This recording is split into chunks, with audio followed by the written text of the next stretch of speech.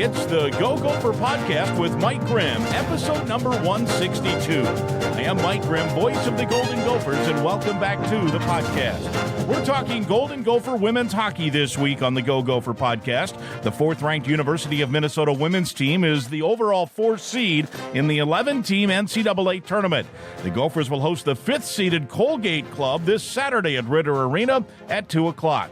There are tickets still remaining, and the Maroon and Gold would love a big audience. Head coach Brad Frost will tell us how much a big crowd can help his team, among other things, in this week's Go Gopher Podcast. We'll also have a quickie interview with first-year baseball coach Ty McDevitt, and we'll get an update from the Diamond. Our Go Gopher Podcast is presented by alumni-owned Sunbelt Business Advisors and True North Mergers and Acquisitions. If you're a business founder planning to exit your business, start by contacting Sunbelt Business Advisors and True North Mergers and Acquisitions. Sunbelt serves more businesses up to $5 million in revenue than anyone, and True North M&A serves companies with revenues up to $150 million.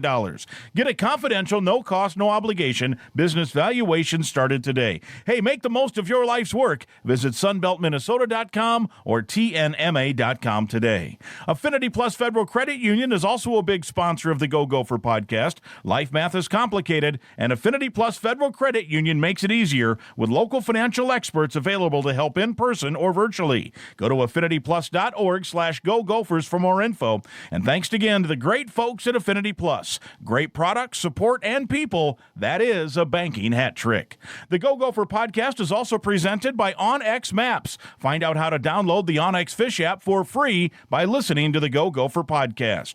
We're podcasting episode 162 from the Aquarius Home Services studio. We invite you to subscribe to the Go Gopher Podcast. It's free to do so. You can go back and listen to previous Go Gopher podcasts, including last episode, where we talked with Gopher guru Daniel House at gophersguru.com. He broke down the NFL Combine in relation to all the Gophers who attended. We previewed spring practice and much more. A lot of good, timely stuff there. Go back and have a listen.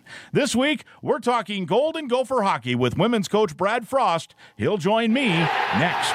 I'm Clay Geary, walk-on turned scholarship wide receiver for Gopher football. And I'm Ben Utek, U of M alumni, Super Bowl champion, and Tony Dungy Uncommon Award winner. We understand championship culture, which is why we're part of the True North family of companies. True North invests in only elite teams, like the champion team at Sunbelt Business Advisors, Minnesota's largest seller of companies. To learn more about True North and our diverse family of independently owned companies, visit TrueNorthEquityPartners.com. Keep the good times rolling without the regrets. Giggly THC beverages are your go-to for bold flavor and smooth vibes. Zero alcohol, no bad decisions. Just THC-infused cocktails, seltzers, and teas packed with natural ingredients and performance-boosting superfoods like ashwagandha and ginseng. Find Giggly at over 500 locations like Total Wine, MGM, and Cub Foods, or shop online at giggly.com. That's GIGLI.com.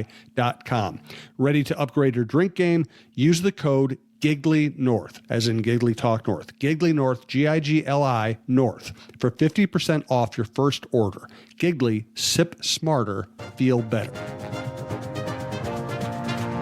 It's episode 162. We're going to talk some Golden Gopher hockey. Brad Frost is the head coach of the Gopher women's hockey team. They have a big one this weekend. The NCAA tournament gets underway, and they will be hosting Colgate, and that is a 2 o'clock game on Saturday. Tickets at gophersports.com. Let's fill up Ritter Arena. And, Coach, good to see you. It's tournament time. It is, yeah. It's what you play for, and, you grind it out for 6 months to try and put yourself in the best situation possible, and here we are. Here we are. And you guys, if all goes well, will just keep playing home games until you hang a banner, right? Well, that's the hope and the plan, yeah, is, one of our goals, so with the Frozen Four being at Ritter Arena here in a couple weeks, one of our goals was to host one of these regional games and give ourselves the best opportunity to get there. And so we've accomplished the hosting part, and now we need to do our job on Saturday to get to the Frozen Four. Yeah, we talked to couple of weeks ago, I think, in one of your media availabilities about the long season that hockey is. You guys basically start in football season in October, and now you're finishing up here, hockey season wrapping up in the second semester. And you mentioned it's this 6-month deal to position yourself. And it's not as if the past 6 months are meaningless, but there are times now where, particularly for programs like with the success you guys have had, like this is go time. Like, not to say what you've just done isn't meaningless. It's position. You did what you needed to do to position yourself here to host a regional and on down the line. But it really is an interesting way that hockey's constructed that way. For sure. And it's not easy to put ourselves in the position that we did. We're number 4 in the country. We've got 5 teams in the WCHA that are in the top 10, and you're playing each of those teams and others 4 times a year, sometimes 5 or 6, and so to be able to put ourselves in the position that we're in is a big deal, and we're really proud of that. But like you said, now it's go time. Yeah, and in addition, and I'm going to ask you about this later too. Just generally, the exponential growth of women's and girls hockey and how much better players are. It seems like every 4-year cycle, the new groups are coming in, and it's just advanced beyond that. Where maybe 10 years ago, you could, I'm not going to say put it on cruise control, but you knew you were in pretty good position. But as you just laid out, there's a lot of good teams now, a lot of good players, weight rooms, all this stuff that matter. It's not, if you put it on a cruise control, you run the risk of not making it. For sure. And I would push back a little bit and say 10 years ago was still tough. Hard. Yeah. Yeah. But as you mentioned, maybe some programs that traditionally weren't powers now are, Ohio State being one of those. Yeah. And so it's, the growth of women's hockey in general. There's been the addition of more and more teams, which has been great. That's allowed our NCAA tournament to get to 11 teams. It was 4, then it was 8, and got it to 11 here a few years ago. And so now there's more opportunity for teams to make that tournament and make a run for it. But yeah, it's difficult. It's a grind every weekend, and this weekend will be no different. Yeah, no doubt. And it's single elimination now, of course, in the start of the WCHA playoffs. You got the 2 or 3, and then you get into the final face-off, and at that point it becomes one and done. But now it's really one and done at this point. Even with the final face-off, you knew you were in a position, as you said, throughout making it, creating it in the season. You were in the tournament. Let's talk about the final face-off championship game for a moment. You took on the Badgers in that game, and it was tied right to the end. They got you with a late goal under 30 seconds, 24 seconds, whatever it was. Take me through just the general thought of the juxtaposition of that game, in the sense that I'm sure you're disappointed that you lost the game, but you're there against the number 1 team in the country with the game on a stick. Yeah. What do you think there? Yeah, no, exactly that. I think it gave our team a huge boost of confidence. The disappointment is real, obviously. When you're 30 seconds away or a minute away, or whatever. We had our chances down the stretch. Murph had a breakaway, and we had a few other good chances. We had a power play late and weren't able to put it in, and just missed assignment on a face-off, and all of a sudden it's in the net. And as we know in sports, things can happen really, really quickly. But I think overall this has given our team a great boost going into this weekend. And Wisconsin's the cream of the crop. They're the defending national champs. They're a team that has had just a ton of success this year. They've only lost 1 game, and so to see that our team is right there, and we just need a bouncer or need to make a play there, it gives them a great boost of confidence. And it would be, if you guys can hold serve here, that's likely who you would face in the national semis too. So, and this is always the case, right? You're going to face Ohio State or Wisconsin or whoever else multiple times if you guys keep winning. So, is that a help too, that it would be you had seen them and played well against them in recent times? I know you don't want to put the cart before the horse, but for sure. Yeah. And I think that's the hard part, right? Is we were in this regional game last year out at Clarkson. It went 4 overtimes, and we lost in the 4th overtime. And so, for us, honestly, we have not talked about the Frozen Four or who we would play or anything like that, because we're going to be playing a really good Colgate team that really kind of had their way out east with a lot of teams, and it's going to be an incredible hockey game here that we've got to win in order to move on. Yeah, and do you have to talk to your team at all about trying not to look ahead, or do they, based on last year and their experience, understand what is happening here? Yeah, we're going to have a discussion today, actually. So we were off yesterday, and we'll talk here today and give them some little nuggets in regards to Colgate. But yeah, it's always when you get into these one and done situations, it's always important to remind the group of what's happened in the past and how we cannot overlook any team that's in the NCAA tournament. And we may not know a lot about them, and they may not be a WCHA team, but they've had incredible success out east, and it's important that we're on top of our game. Last week, heading into the final face-off, we talked, you were in the group of reporters I think it was Wednesday, I guess, maybe Tuesday, I forget now, it doesn't matter, but I think it was Wednesday. And you said you felt pretty good about the way you guys were playing and that you were positioned. So you go out and you beat Ohio State, and then you play well against Wisconsin. So did that kind of validate your thinking there in terms of how you played last weekend? 100%. Just the growth of our group and the buy-in of how we need to play at this time of year is we've been seeing it happen here over the last few weeks, and this past weekend was just a reinforcement of that.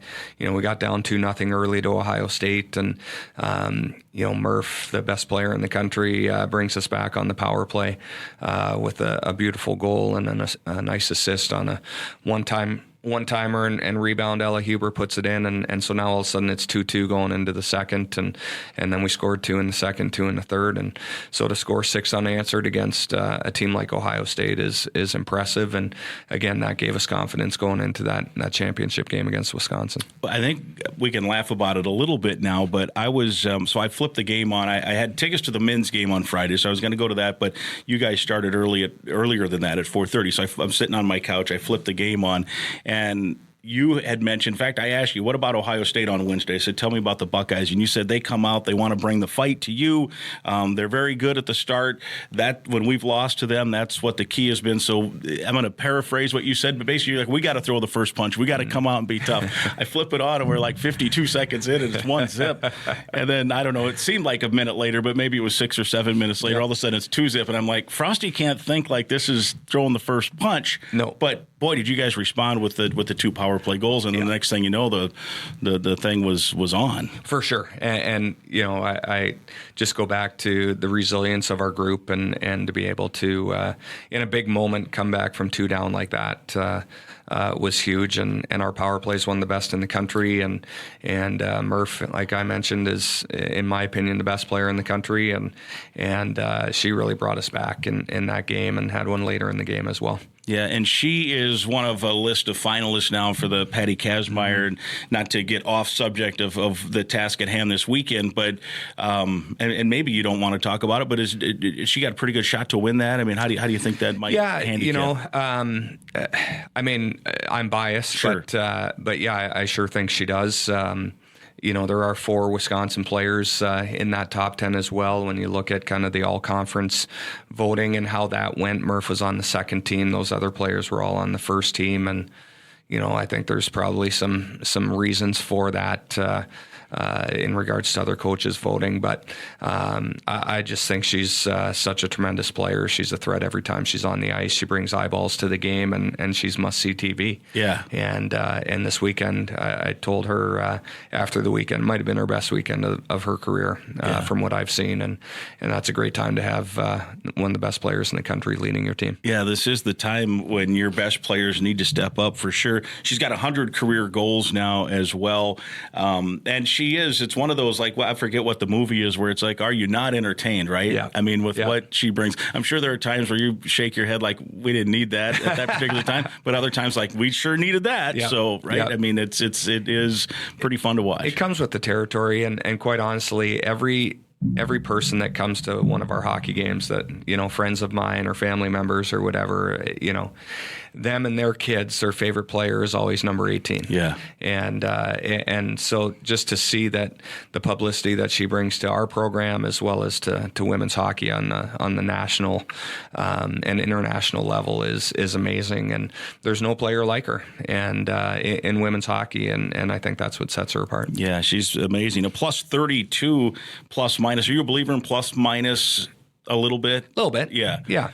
Because the reason I ask is because it brings me to my next player I want to ask you about, because Murphy's plus 32, but Ella Huber's plus 33. So she's had a pretty good year, it looks like. Ella's been great senior captain for us, along with Murph and Peyton Hemp and Nellie Leighton. But, it's funny because Murph and Ella have been, best friends since they were 12 years old, playing together in Chicago. And, Ella is slightly older, so she had gotten here first, and Murph came a year or two later, and so they've been on the same line almost their whole career here, as well as their time in Chicago, and they have great chemistry. Ella's just an absolute workhorse, somebody that's always F1 on the forecheck. She's always net front. She's grinding it out, and a really responsible center for us, and she's having a career year as well, which is just amazing. Yeah, and you mentioned they teamed up on it was a second goal of the Ohio State game, and you got to figure that Huber knows that when the shot's going to come off of her teammate's stick, just be around there because you might get a rebound. That, I think, was off the pipe, right? But might be off of a blocker or whatever, but hang out and you might get one. You got to get to the right spots, and Ella knows how to do that, and Murph is similar to Ovechkin over there on that one-time side, and she can really let it go. Yeah. Goaltending. Are you feeling good about the goaltending situation now too? Yeah, for sure. Hannah Clark is a freshman from Toronto for us, and Skylar Vetter had gone down with an injury earlier in the year, and so Hannah's really been kind of carrying the load for us here, and had her ups and downs, but that's kind of what you expect from a freshman, and to see where Hannah is right now and where she's playing is tremendous, and she's going to give our team a chance for sure. She gave up the game I was watching Ohio State, and then from that point it was a darn fine weekend. Yeah, she shut it down, and even against Wisconsin there. The last one in particular had absolutely no chance on, but she's been really good, and she's kept our team in it when we've needed her to. Yeah. And when you mentioned your veteran, Skylar Vetter, in terms of take me through how a coach has to handle that now. She goes down with injury, new player comes in, a freshman, and is playing so well, you gotta ride that. So how do you massage that whole situation? Yeah, I mean, she's out for the year, so it was pretty clear there in November. In regards to kind of what the plan would be the rest of the way. Coming in, Hannah was a very decorated goaltender in Canada, played for the Canadian under-18 team, so we knew she was going to get some games here throughout the year, but all of a sudden see her, setting the record for most wins for a Gopher freshman goaltender and playing as many games as she's had to play. I don't think anybody saw that coming.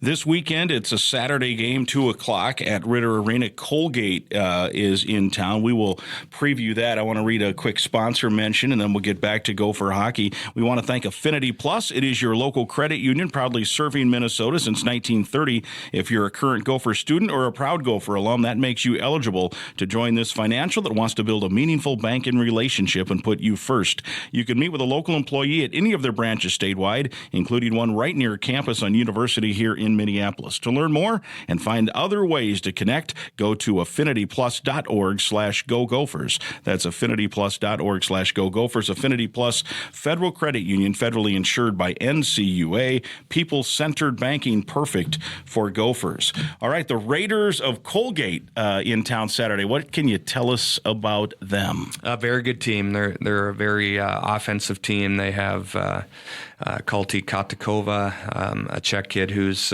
also a top 10 Patty Kaz finalist. They have two very good lines. Power play is one of the tops in the country. I think they're tied with us for second or third in the country. very good goaltending, and as I mentioned earlier, they've kind of had their way with most of the teams out east, and so it should be a great up and down game. I think one of the keys for us is going to be trying to slow them down and staying above pucks and avoiding those odd man rushes, and but they're a team that can score and defend and all the things that you need to do to win hockey games. So they should be pretty good. It looks like they were in the Frozen Four last year as well, and they've kind of been, I guess, on the rise here, it looks like, right? They've, since the last 7 or 8 years, they've all of a sudden become a factor in postseason. Yeah, we hosted in 2018, I believe, and they lost in the national finals that year, and they've been in multiple Frozen Fours here over the last 6 years or so, and so they're a heck of a team. They're well coached, and we're going to have to be on top of our game for sure. Good news, I don't know, it probably doesn't matter. You're 8-1 all time against them. I looked that up. So. Yeah, it doesn't matter one bit. Doesn't matter one bit, does it? They're in fact, I think last time you guys played them was 3 years ago, so there might be a little carryover on the rosters, but not much, right? Not much. I remember being out there and playing in 2 very tight games against them. So, some of the players are probably overlapping, but not many. Yeah, not too many. You've had so much success in the postseason.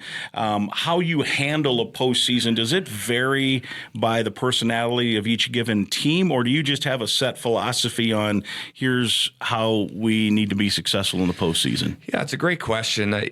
Obviously have a philosophy in regards to how we need to be playing, our focus. It really does go back to us and believing in our players and our game and how we need to play regardless of our opponent. But, every team is a little different too, and some need more nudges maybe, and some don't, or reminders. And, this is a group that's pretty darn motivated, and especially with the Frozen Four being at home, it's something that they've been thinking about for a long, long time. And as we said, you could just now sleep in your own beds and take it all the way through the into the month, and then when is it? Is it into April now? Nope. So it ends in March, right? It's next two weekends. Yeah, I just didn't know how the calendar fell. Yeah. One of the things you mentioned is it's a nice time to have your go-to players stepping up. Mm-hmm. A couple of weeks ago, I asked Dawn Plitzowite, the women's basketball coach, because she's had some success when she was at South Dakota in the Summit League tournament, and she got a couple of teams into the Sweet 16. Mm-hmm. I said, what's her philosophy? And she said, well, you just prepare the team. But she said that she's kind of studied this, and some of the good teams that make runs, the go-to players have to be good, but she said usually it's some role player that, in basketball vernacular, somebody that's averaging 8 points in a big game scores 18, just, hits a couple big threes. Do you think that's the same in hockey, where you need your players to go and then, we didn't, somebody with 6 goals scores one at a key time? Do you think that's 100%? Yeah, it's. But first and foremost, your big bopper's got to bop, right? Yeah. Like they got to be going. But oftentimes, this time of year, it's a lot harder to score on the power play. It's a lot harder everybody's playing a little tighter, and so your top players. Maybe we're getting 4 chances a game now. They might only get 1 or 2, and so there are those. "Quote unquote" role players that that absolutely have to step up, and it takes everybody at this time of year. And when I say step up, that could be a block shot, that could be a chip and puck out, that could be a really good stick or a short shift or not taking penalty. Right, in hockey, there's so many different things other than scoring goals that can help you win hockey games. But everybody's got to perform, do their job, and fulfill their role for sure. And in that sense, the depth then can matter, right? If you're, depending on how many lines you want to roll, if it's a 4th line, if your 4th line's a lot better than the other team's 4th line at this point of the year, that could be the difference in a game. And how do you do that part of it in terms of deciding, okay, it's one and done, how do I roll these lines? Yeah, I mean, this past weekend we played 3.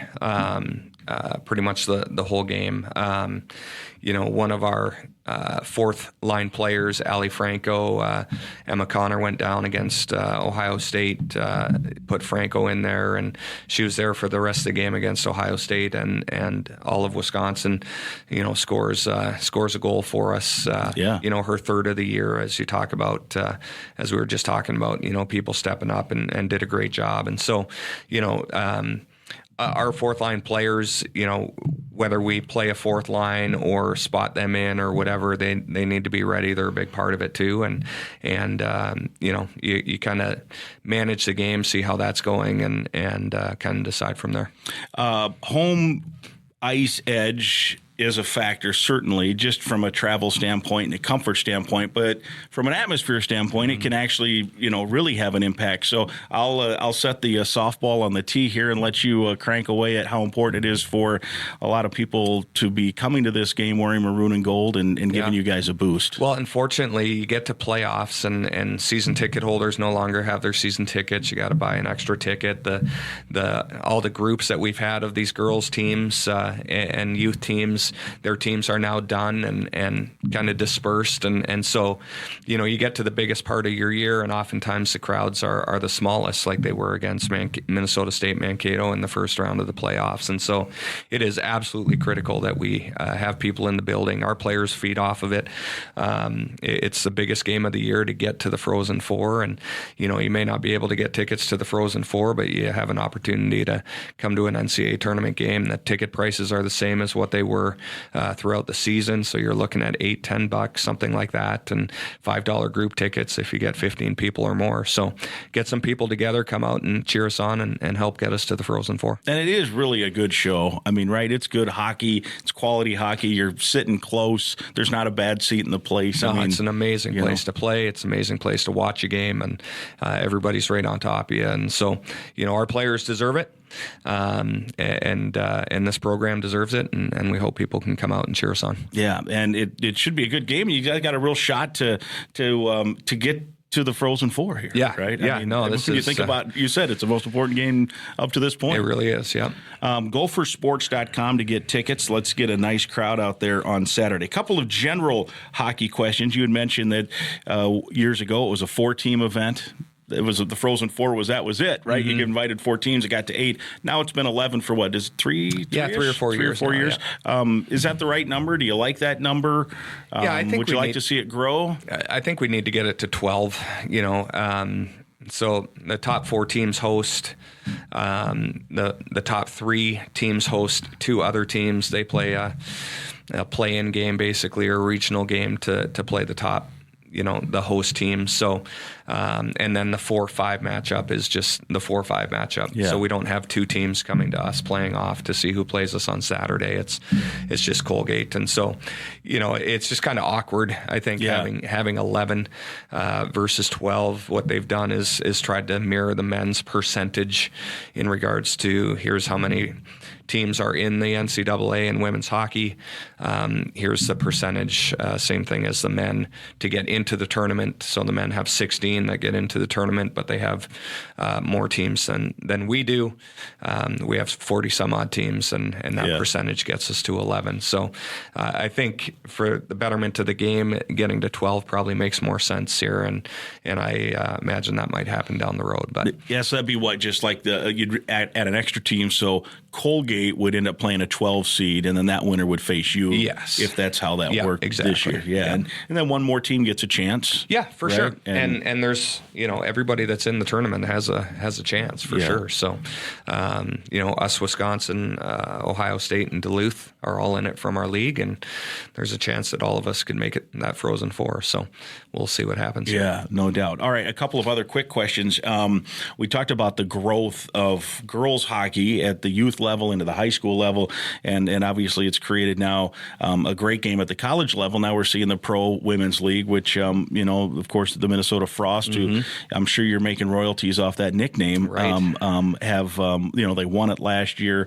They've had their ups and downs this year. I think they've won 2 straight now, which is nice, but just that general growth, how much better are players now when you go watch them at the high school level to recruit than I used 10 years earlier, 10 years ago, and then maybe 20 years ago? How much better are they? Yeah, I would say the bottom has definitely come up. You don't see as many of the superstars that you maybe saw back when, Darwitz, Wendell, Rhonda Curtin, Gigi Marvin, Hannah Brandt, gap Danny from Cameronese, the best to the next Amanda best. Kessel. Yeah, all those. I mean, we've had some pretty unbelievable players here. That's a heck of a list you just rattled off. And that's not including Zumwinkle and Heisey and names that people might know now. And so, but the bottom has just continued to get up, and so, which is what's been great for the growth of college hockey, right, is now, these players are being spread out across the country, and so more and more teams are having a shot. More and more teams can stay in games, and so the growth has been exponential for sure, and it's been great to see. And if there's those superstars out there like an Abby Murphy or somebody like that, obviously our goal is to try and get them for sure. With more good players, it seems, then, is it easier to recruit because there's more, or is it harder to recruit because there's hard to, you got one, just the process of evaluating more players, but two, picking roles, finding out who's going to fit, and then you're playing against them if you don't get them, right? Yeah, no, it's significantly tougher. More and more teams have the facilities and the coaches and the traditions that we've built over the last 27, 28 years. And so, it continues to get harder. Every player we have on our team was a captain on their high school team, and so it's finding the right fit of people who can play, who can make an impact for us on the ice, but, who's going to be okay being a part of something bigger than themselves and playing within a system and maybe not having the same role that they had in high school. And some players want that same role, and so they might go to other programs where they know they can play, but probably not win a championship. And then there's others that they want to compete for championships and are willing to do whatever it takes to get that. Yeah, and then you just weave through and construct the roster, and now we have a transfer portal that can vary. How has your philosophy? Or what is your philosophy now in terms of how to utilize high school talent, club level talent, and now a transfer portal as a tool as well? Well, when it first started, I was kind of anti-transfer portal. Then you see the success that Muzzy had out at Ohio State, really constructing her team through the transfer portal for a few years, and so we've certainly delved into it. I think we have three transfers on our team right now. If we're going to take a transfer, the expectation is that they're going to be a pretty significant player for us, and so to have a Nat Mlinkova, who's one of the best players in the country, and a Sydney Morrow, one of the best D in the country, Krista Parkinen, those are players that we look for in the transfer portal. And quite honestly, I would say most of the time, our players are very content and happy with our program and where we're at. Last year we had 6 leave, and all on really good terms, but all wanted to play more. And so that's absolutely understandable. Yeah. And so, depending on who leaves and what the needs are, that's a way that we can kind of supplement our program and get players in here that can play. With as we mentioned, the growth, the popularity, you've got pro women's hockey now, all this stuff. How much, if at all, and maybe you don't want to share, maybe these are secrets you want to keep, but how has the NIL impacted women's hockey in general, and then specific maybe to your program? Yeah, it hasn't, I would say, impacted women's hockey a ton. I think there's maybe one team or one program that has been given significant money. We have as well, and so it's enabled us to to maybe lure a transfer or whatever. But overall, I would say it hasn't had a huge impact yet. But it's with the revenue sharing and the programs that are going to be receiving that and the programs that are not, for us, it's going to be, NIL is going to be a huge piece for us to again, try and supplement some of the things that other programs are getting or other players are getting that we need to really help our program. Yeah. And, the general initial intent of NIL, right, was just to have individual players be able to use their name, image, and likeness. Yeah. It's changed a little bit. We know that it's a whole new thing, but are there some opportunities that some of your players have had to use I think, what the initial intent was. And I'm just saying, whether it's even like I'm going to go down to one of the restaurants here and if I put on my Instagram that I ate a free meal or got a meal here, hey, we'll give it to you. And that's all now legal, which is kind of cool. Are there even some fringe things like that some of your players are able to take advantage of? A lot of our players, do things like that. I would say Murph for us is probably, our most high profile athlete. Yeah. She's got some different deals throughout the country. But the rest, I would say, are more those types of things, get a free meal here once a week or something like that, which is great, but it's not like significant money that's going to potentially bring a transfer or a high-profile freshman in. Yeah, and it's ever changing, right? The rules and guidelines change daily, and I'm sure you have to monitor that in addition to worrying about how you're going to beat Colgate. Yeah, absolutely. It's being here for 25 years and seeing how everything has changed. From quote unquote being amateur athletes to what they are now, and then the introduction of the Alston money, and then NIL and now revenue sharing is collegiate sports is completely different than what it used to be, and we have to continue to stay up with the times for sure. No doubt. Well, staying up with the times, at least for the time being, is you and this week getting ready to play Colgate. I know it's a busy week, but we appreciate you spending some time with us here on the podcast, and let's get a full house in there on Saturday. Let's do that. Always a pleasure speaking with you. Thanks. All right. Thank you. He is Brad Frost, the head coach. It's episode 162. Get those tickets at gophersports.com. Our thanks to Golden Gopher women's hockey coach Brad Frost for joining us once again on the Go Gopher podcast. Our best wishes to him and his team for this weekend at home in the NCAA tournament.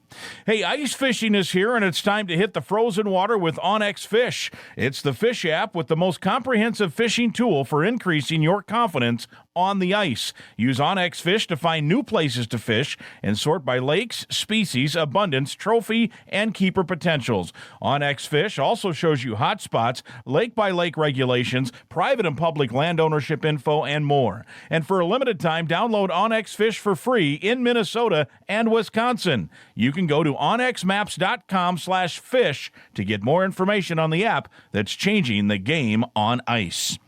I had a chance to chat with Golden Gopher baseball coach Ty McDevitt as he is leading his team in his first season as head coach. Minnesota's 6-7 overall. They've played a very tough schedule and have very impressive wins so far, including victories over Houston, Oregon State, Arizona State, and Purdue. The Gophers will host Kansas in a midweek 2-game series at US Bank Stadium this week, and I had a chance on Monday afternoon to have a walk-by interview with the head coach. Coach, let's start. Just give us a little assessment now as you guys are through the first, 15 or so % of the schedule of how you're feeling, how your ball club's playing right now. It's been fun to watch the guys get out there and compete at a high level. We've had obviously a tough schedule, nationally competitive schedule. Teams that we've played and beat have gone on to continue to have good years so far. So that's been nice, and it's one of the reasons why our RPI is the way that it is at this point in the season. So we've got a super competitive group. We've got an athletic group. Got a group of guys that want to win, want to play for each other, and so seeing them consistently do that every day has been a nice start. Clearly we need to work on cleaning up some areas of the game consistently that are going to be able to push us into the next level. We've thrown strikes mostly, and then all of a sudden we won't for an inning or two. We'll take care of the baseball until we don't for an inning or two. So just cleaning those things up and making sure that we're playing a full 9 innings or whatever it takes of baseball on any given day and any given weekend is going to, like I said, push us into the next level of what we're capable of here. To get to that consistency that you want to see, what do you think is the key there in terms of, I suppose, some of it's experience, some of it's just more practice time? How do you work on that? Yeah, I think if you ask any coach that isn't in the trenches right now, they say patience. I'm not very good at that. I'm working on it, but being patient, letting the guys get comfortable with each other, with the competitive schedule that we have, and be able to show up consistently like professionals the same way every day. So there's clearly some things that we can do fundamentally, repping out the ground balls, repping out the fly balls, doing all of those things in a practice setting to make sure that we're putting them in a good position to execute when we need to. But a lot of it comes down to having the right mentality, having the right focus level, and having the right consistency with all of that to make sure that each day is repeatable. You mentioned the schedule. You've got some nice wins. Arizona State, a couple of wins. Oregon State, you got a win. You beat Purdue over the weekend in one of the 3 games that you face them. And the Big Ten threw 2 of the better teams right off the bat, right, in terms of the Big Ten schedule that you'll have with Oregon coming up this weekend. And then in between, you've got this little 2-gamer with Kansas as well. So take me through the battle-tested part of this in terms of the importance of this part of the schedule. Yeah, well, there's always kind of 2 ways that you look at constructing a schedule. Either you play some maybe lesser teams early in the year and try to build a high level of confidence with your team, and certainly not knocking Purdue. They've got a heck of a ball club, but that was the path that they took, and it's paid off for them clearly. Or you go out and you face really stiff competition, the best teams that you can find, and get your team ready to go that way. And I don't know if there's a right or a wrong way to go about it. I think for this group specifically, it's been the right way. They're competitive. I don't think they lack confidence. I don't think they lack an eagerness to go nose to nose with anybody in the country. So it's been nice to see us compete, but also win a handful of these games. And I think it's given our guys and our coaching staff and the program in general a little bit of a shot in the arm to see what the next level here is that they're capable of. So there's not anybody in the country that they're concerned about. Kansas is clearly a good ball club, but the league's full of good ball clubs now. So you got to get used to that. You're not going to really be able to have an off weekend where you can just turn it off, and you got to play good baseball. And if you study the games that we've won, we've taken those games, we've gone out and taken them. In the games that we've lost, we beat ourselves. So we really control our own destiny. It's less about who's wearing the opposite uniform than us. You mentioned the Kansas 2-gamer, and I know that's your main concern as we talk right now, but let's look ahead. Oregon this weekend, how big of a series is that here early in the conference slate for you guys? Yeah, well, it'll be new. It's a new team in the league. It's a new environment. I've never been out there. None of our guys have ever been out there. So it'll be different to go out there and play them. I think they just were ranked in the top 10 for the first time today. So when we go out there, they're going to be a top 10 ranked opponent. It'll be an in-league series. There'll be a lot of emotion surrounding it, and with the travel and all the challenges that possesses, it'll be a good challenge for our guys. So we're excited for the new environment, excited for the competition with this team, and I was looking at the weather today. Hopefully we can get all 3 games in. Yeah, very good. Sounds like it could be a fun week for sure. What's been the benefit here of getting back and playing some home games indoors at the Viking Stadium too? Well, I was home before 2 a.m. yesterday, so that was nice. But it's been good to have a home environment to be able to get our guys back in their own beds, for 7 days out of a week, which is unique at this time of year. And then it was great. We opened up US Bank Stadium on Tuesday, the same day we get the snowstorm. So it lined up really well with what that place is capable of providing in terms of a home field advantage, in terms of a space where our guys aren't having to jump on flights every single week and head out to different parts of the country. So you can tell our guys have settled in with that, and everybody this time of the year. But right now it seems like, especially, we're banged up, and so just the additional days of not being on flights, being able to get in the training room, being able to get the type of soft tissue work that we need to take care of has paid dividends, and I think will down the road.